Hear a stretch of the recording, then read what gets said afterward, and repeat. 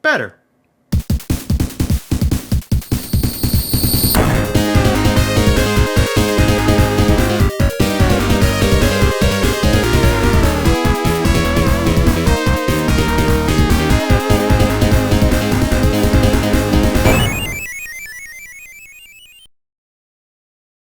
In 1996, the jump to 3D was all the rage. Popular series made the jump, such as Mario with Super Mario 64, and even some new series got their start, such as Crash Bandicoot. I'll cover both of these games at a later date, but one thing was for sure, all eyes were on Sonic to make the jump as well. And with the Sega Saturn having just recently released, Sonic Team decided to work on bringing Sonic into 3D on that console with Sonic X-Treme. However, while that was being worked on, Sega had third-party dev team Traveler's Tales work on what would become the final Genesis game for the Hedgehog, Sonic 3D Blast, known as Sonic 3D Flicky's Island in Japan and Europe. First, let's look at the story. Robotnik invades Flicky Island, home of the Flickies, to turn them into robots so he can use them to gather the Chaos Emeralds. Sonic, Tails, and Knuckles find out about this while visiting Flicky Island one day, and so they set out to save the Flickies and stop Robotnik. Eventually, Robotnik unleashes his ultimate weapon before quickly being defeated by Sonic. Peace is restored to Flicky Island, and Sonic, Tails, and Knuckles take off. Admittedly a pretty simple story, but then again, most games back then weren't as story-driven as they are now, so yeah. Anyways, let's move on to the gameplay.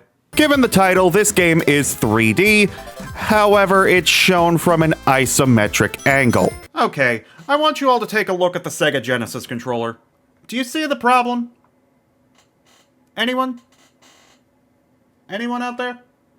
Yeah, I'll tell you, it's the fucking D-pad! I don't know whose idea it was to have you play an isometric 3D game with a D-pad, but my god, it sucks. Instead of having full 360-degree movement, you can only move in 8 directions. You can also jump and spin dash, but with the isometric viewpoint and only being able to move in 8 directions, it's hard to be accurate when hitting enemies, which is a problem because that is your main goal. Each level has 2 acts, each with 2 to 3 segments where you have to destroy 5 enemies, grab the Flicky inside, and bring them to the big ring. Once all 5 are in, you either move on to the next segment or finish the act. There are 4 types of Flickies. The blue ones will actively look for Sonic and come right to him if he's nearby. The green ones will try to avoid Sonic. The purple ones will just kinda wander around. And the red ones jump very high, making them harder to collect. There are rings and monitors scattered throughout the levels as well, just like the main games. The blue shield is back after having been absent in Sonic 3 and Knuckles, but the only returning elemental shield is the fire shield, but you can't do the fire dash anymore. All it does is protect you from fire and lava. However, there is a new golden shield called the homing shield. This shield allows you to do the homing attack, homing in on enemies, making killing them easier. This move would later be given to Sonic as one of his basic abilities in Sonic Adventure onwards. I also mentioned in the plot recap that Tails and Knuckles accompany Sonic on this quest. You find them scattered throughout the first 5 levels. If you walk up to them with 50 or more rings, they'll take you to the special stage. And these are some of the easiest special stages in a Sonic game. You run in a straight line, collect rings, and watch out for mines. Each special stage is exactly the same. There are 3 sections, and the ring requirements stay the same as well. 50 for the first section, 100 for the second section, and 150 for the third section. These numbers never change. Sure, the amount of mines you have to avoid changes, but they're very easy to avoid, and even if you do get hit, there's plenty of rings, so it won't be much of a hindrance. Plus, you can go to both Tails and Knuckles in the same act, meaning if you don't mess up, you'll have all 7 Chaos Emeralds by the second act of Rusty Ruin, the second level. This isn't in the script, I'm just adding this here while it's on my mind. Pro tip for anyone who wants to do something like this, or even a podcast: if you're going to be talking for long periods of time, make sure you have water nearby. As for the levels themselves, there are 7 regular ones and a secret level if you collect all the Chaos Emeralds. Outside of music, visuals, and 1 or 2 gimmicks, however, they are more or less identical to one another, with flat checkerboard patterns making up the whole level. The bosses are also kind of forgettable. There's one main gimmick that you have to avoid and wait for an opening to hit the windshield on his Eggmobile. Yes, unlike past games where you could hit any part of his Eggmobile to do damage, here you specifically have to hit the windshield. Hitting any other area will do nothing. The first level is Green Grove. It's your standard Green Hill clone, nothing much else to say there. The boss has Robotnik dropping a spike ball that bounces around before coming to pick it up, giving you a chance to hit him. Also, unlike my Sonic 3 and Knuckles review, you may notice I'm not naming these bosses, and that's because these bosses don't actually have names. The second level is Rusty Ruin. It's an ancient ruins themed level. Nothing much to say there. The boss has Robotnik in a stone statue that shoots balls and slams its hands down. You just have to climb on top of one of the hands to then hit Robotnik.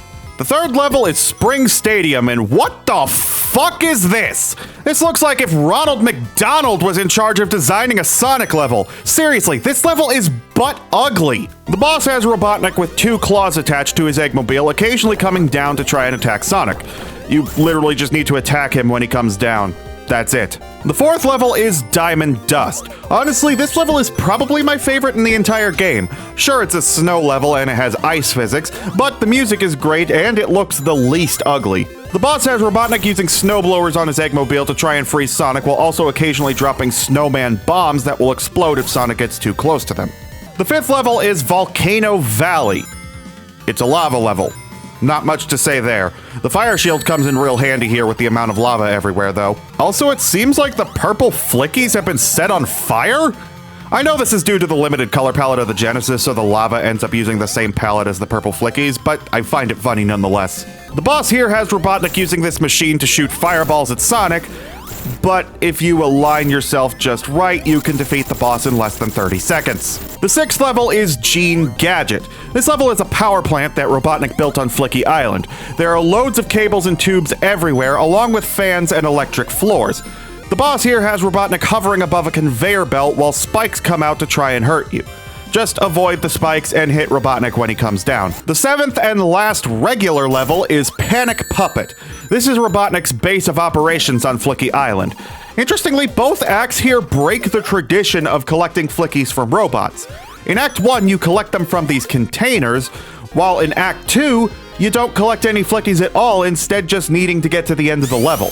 The boss here has 3 different phases. Phase 1 has Robotnik trying to crush Sonic with these robot arms, Phase 2 has him shooting fire at Sonic, and Phase 3 has him shooting ice balls at Sonic. In all 3 phases, you need to avoid the attacks and hit the shoulders when they light up. The 8th and true final level, only accessible by collecting all 7 Chaos Emeralds, is the final fight. Jesus Christ, first Sonic CD and now this? What is with the alliteration in level names? Anyways, this level is just one boss taking place inside the event horizon of a black hole, apparently. Seriously, why is there no background? It has 5 phases. Phase 1 has these laser shooting fingers, Phase 2 uses a flamethrower, Phase 3 uses the hands to try and crush Sonic, Phase 4 shoots missiles, and Phase 5 shoots out balls. You do each phase twice, with the goal being to avoid the attacks and hit Robotnik when he moves into the platform. Weirdly though, even though this boss is only accessible when getting all the emeralds, you don't play as Super Sonic. While this game was being made, development on Sonic Extreme was... So because the game was going to have to be delayed and inevitably cancelled, and Sega had already promised a Sonic game on the Sega Saturn for the Christmas season of 1996, they had Traveler's Tales make a port of 3D Blast for the Saturn. Gameplay-wise, it's exactly the same, with the only changes here being a new special stage and the fact that you can only collect 1 emerald per act now, meaning in this version, you can't get every emerald until Act 1 of Diamond Dust. The new special stage is actually really good. Yeah, it's the half-pipe structure, but it actually controls pretty well and has a nice bit of difficulty to it. The main change in this version of the game is the graphics and the music. Graphics-wise, everything has been given a lot more detail, and the levels don't look as flat as before, though I still am not a fan of the checkerboard floor everywhere.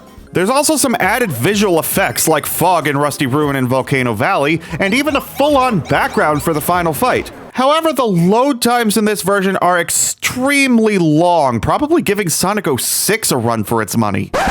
Oh yeah, about that. I was rewatching my Sonic 06 review and I noticed that somehow in that entire hour and 20-minute long video, I never once mentioned the long-ass loading times. one of the main issues people have with that game. I don't know how I managed to do that. Anyways, as for the music, let's talk about that. For the Genesis version, this is one of the best soundtracks in the whole Genesis era. The music complements the levels very well, and it's pleasant to listen to by itself, which I was actually doing while writing the script. Here are some of my personal favorites.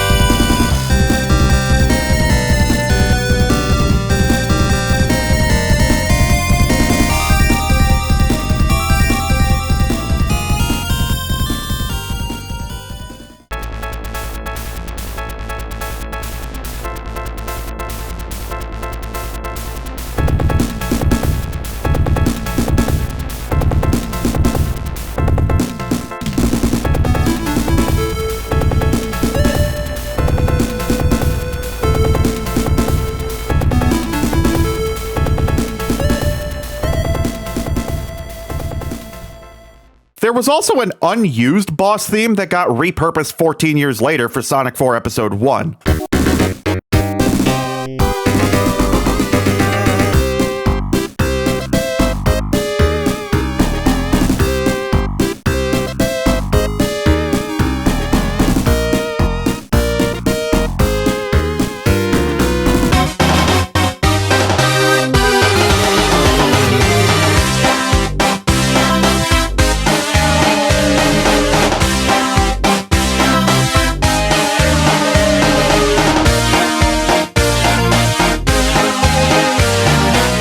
also mentioned back in my Sonic Adventure review that some of the songs in that game were remixed from the Genesis/Mega Drive version of this game, and that I would explain why in this review. Basically, the reason is that, well, the Mega Drive version never released in Japan, and this was back in the late 90s. There was no such thing as YouTube or Spotify where you could easily share music, and Jun Sonoe wanted Japanese fans to be able to hear his contributions to 3D Blast's soundtrack, so he remixed them in Sonic Adventure.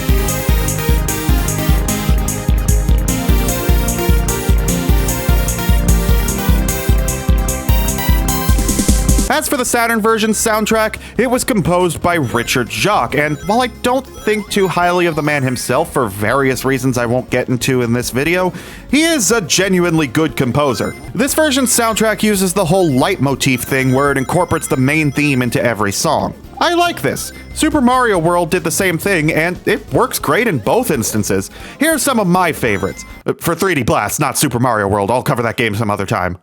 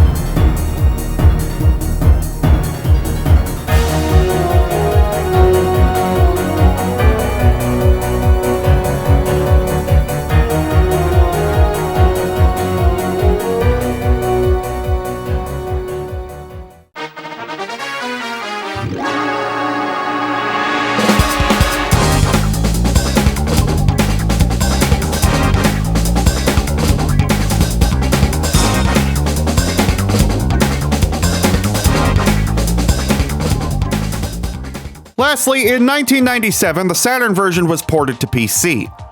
It's fine. My only gripe is that certain elements like the visual effects and even the background in the final fight were completely removed, and the special stage is completely different and just bad. If I were to rank the three versions of the special stage, this one would be at the bottom, the Genesis version would be in the middle, and the Saturn version would be at the top. Hey guys, Editing Jackie here. Sorry if I'm being a little quiet. It's pretty late when I'm recording this. I just realized I completely forgot to talk about the Director's Cut, a ROM hack of the Genesis version of 3D Blast released in 2017, made by the founder of Traveler's Tales and lead programmer for the game himself, John Burton. This hack fixes up quite a few issues with the game, such as making it so you don't lose rings if you run into an enemy at top speed, and overall better control.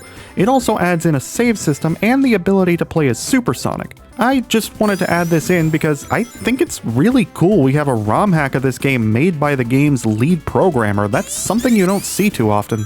So overall, this game is okay. It's not great, but it's not bad either. Overall, I'd give the Genesis version and the PC version a 5 out of 10.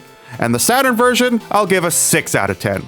So, overall, this game averages out to a 5.33 out of 10. So, that was a look at Sonic's first 3D game, technically.